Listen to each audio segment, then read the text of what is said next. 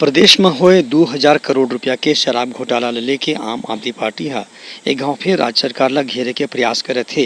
आम आदमी पार्टी के प्रदेश अध्यक्ष कोमल हुपेंडी और प्रवक्ता सूरज उपाध्याय आज पत्रकार मन ले गोट बात करत के कि शराब घोटाला में बड़े बड़े अधिकारी और जनप्रतिनिधि के रिश्तेदार मन के नाम आये ये बात उजागर हुआ थे कि यह शराब घोटाला के फायदा केवल सरकार से जुड़े लोग मन ही हासिल करत हैं। कोमल हुपेंडी के कहने से कि प्रवर्तन निदेशालय के आरोप पत्र में कुछ अधिकारी और कुछ जनप्रतिनिधि मन के नाम उजागर करे गए है। उनकर राज्य सरकार से सवाल रही से कि यदि ये मामला में राज्य सरकार के कोनो अधिकारी और जनप्रतिनिधि मन शामिल नहीं है तो तत्काल मुख्यमंत्री ला इस विषय में सफाई देना चाहिए और जो मन उनका नाम गलत ढंग से उजागर करत हैं उनके खिलाफ कार्रवाई करके बर कदम उठाना चाहिए। ईडी ने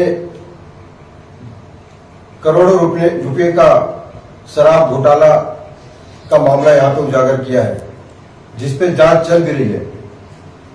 पूर्व में जब भारतीय जनता पार्टी की सरकार थी, जब डॉक्टर रमन सिंह जी सरकार में थे, तो उनके बेटे के ऊपर जब उंगली उठने लगी थी, तब मुखर होके कांग्रेस पार्टी के नेता वर्तमान मुख्यमंत्री भूपेश बघेल जी भी आवाज उठाया करते थे। लेकिन अब जब सोशल मीडिया पे लगातार चल रहा है कि मुख्यमंत्री के बेटे चैतन्य उर्फ बिट्टू, उनके ऊपर भी सवाल उठने लगे हैं सोशल मीडिया में, और ईडी कहा जा रहा है कि ईडी के द्वारा सम्मन भेजा गया है।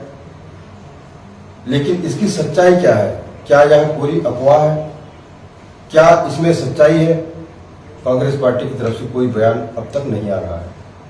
जैसा कि माननीय भूपेश बघेल जी की छवि है, किसी भी मामले को लेकर त्वरित उनके द्वारा बयान दिया जाता है, लेकिन इस मामले को लेकर किसी भी तरह से ना तो माननीय मुख्यमंत्री जी की तरफ से ना तो कांग्रेस पार्टी की तरफ से कोई बयान अब तक नहीं आया है। तो इसीलिए प्रदेश की जनता जानना चाहती है, इसीलिए संदेह होता है कि हो ना हो चैतन्य बघेल जी इस बड़े घोटाले में शामिल होंगे। Bureau report, Uttarakhand news.